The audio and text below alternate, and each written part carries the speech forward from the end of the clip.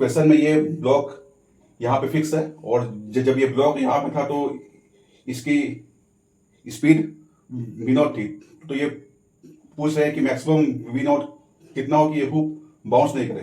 तो hoop bounce कम नहीं होगा जब यहाँ से ये हुप जो है वो इस ग्राउंड के साथ कांटेक्ट लूज नहीं करे। तो हमें देखना है पहले कि ये हुप जो है वो ग्राउंड से कांटेक्ट जब लूज करेगा उस टाइम ये ब्लॉक कहाँ पे होगा, किस समय इस हुप की मैक्सिमम चांस होगी इस ग्राउंड के साथ कांटेक्ट लूज करने की।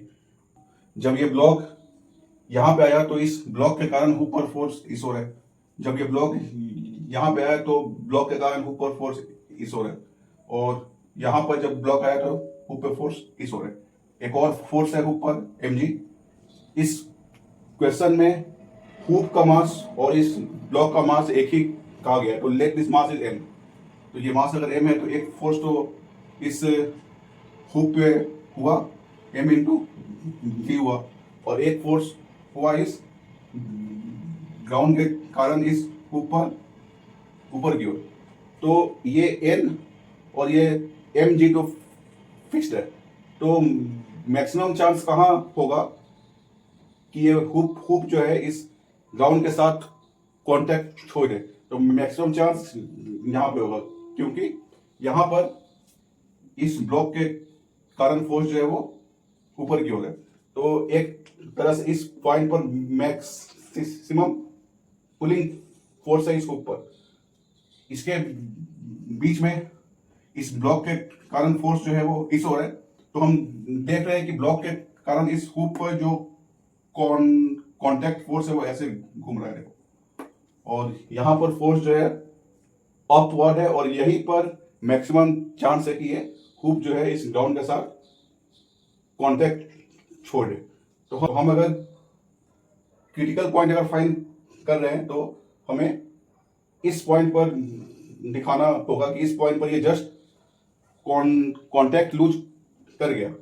तो अब हम इस हुप और इस मास को एक सिस्टम लेंगे और इस सिस्टम पर जो एक्सटर्नल फोर्सेस हैं क्या कोई वर्क कर रहे हैं। ये कांटेक्ट फोर्स जो है वो कोई वर्क नहीं कर रहा है क्योंकि मोशन जो है वो ऐसे है और वेट जो है एक कंजर्वेटिव इंटरनल फोर्स है और यहाँ पर जो स्टैटिक फ्रिक्शन है वो कोई वर्क नहीं कर रहा है क्योंकि point of contact is always at rest. तो अगर सिस्टम पर बाहर से कोई फोर्सेस का वर्क ना हो और अगर इंटरनल फोर्सेस अगर कंजर्वेटिव हो तब इसमें एनर्जी कंजर्वेशन अप्लाई होता है। तो हम अगर इसमें एनर्जी कंजर्वेशन अगर अप्लाई अगर करें तो यहाँ पर ध्यान दो कि अगर यहाँ जब ब्लॉक है और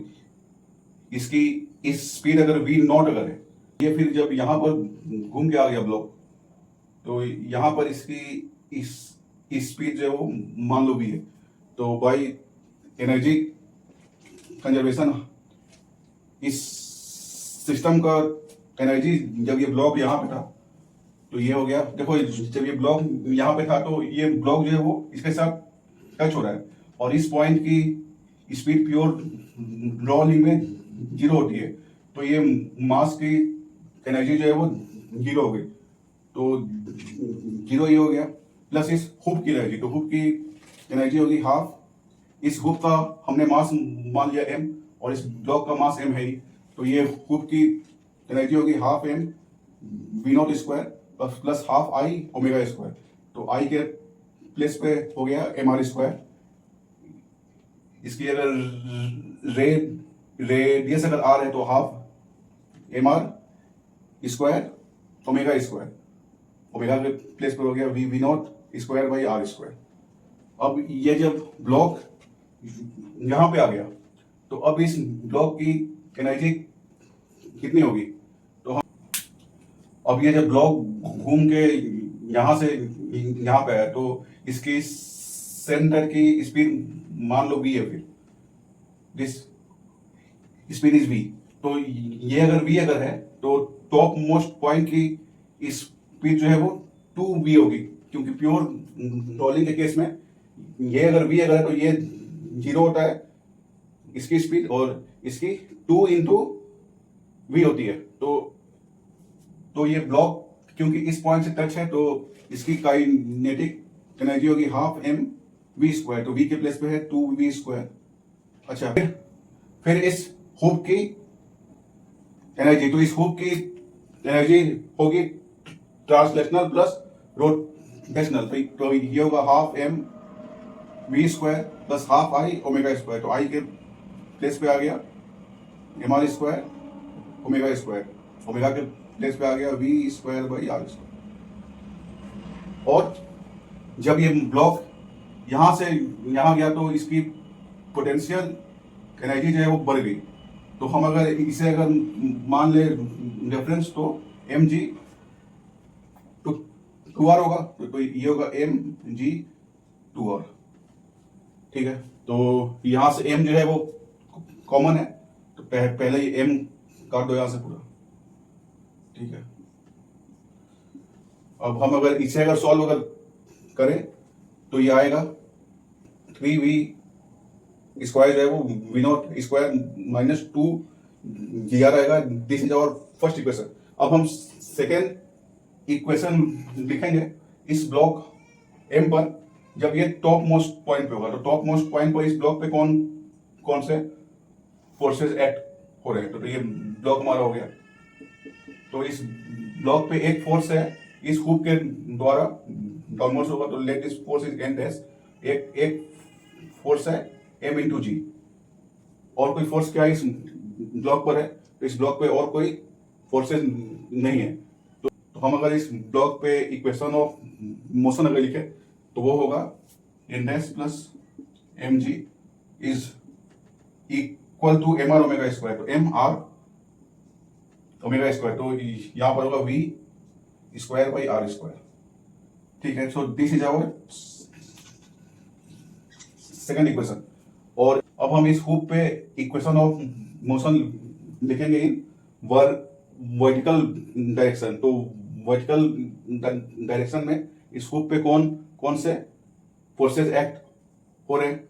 एक तो फोर्स हो गया इस हुक का वेट हो गया एम जी, एक ये कॉन्टैक्ट फोर्स हो गया एम, और एक फोर्स हो गया इस ब्लॉक के कारण इस हुक पर। तो let this force is an dash, ये हुक ने इस ब्लॉक पे फोर्स लगाया एन डैश डाउनवर्ड्स, तो ब्लॉक ने लगाया एन डैश अपवर्ड्स, तो यहां से आ गया n dash plus n equal to कितना हो गया एम जी हो गया। This is our third equation. अब यहां से हम एन डैश की वैल्यू पुट करेंगे इसमें, तो यहां से एन डैश आ गया एम जी माइनस एन, तो हम अगर यहां पे अगर पुट करें तो इन सेकेंड, तो यहां से आ गया m g minus n plus m g is equal to m r v square by r square, और यहां से एन आ गया 2 m g minus m r v square by r square. So this is our fourth equation.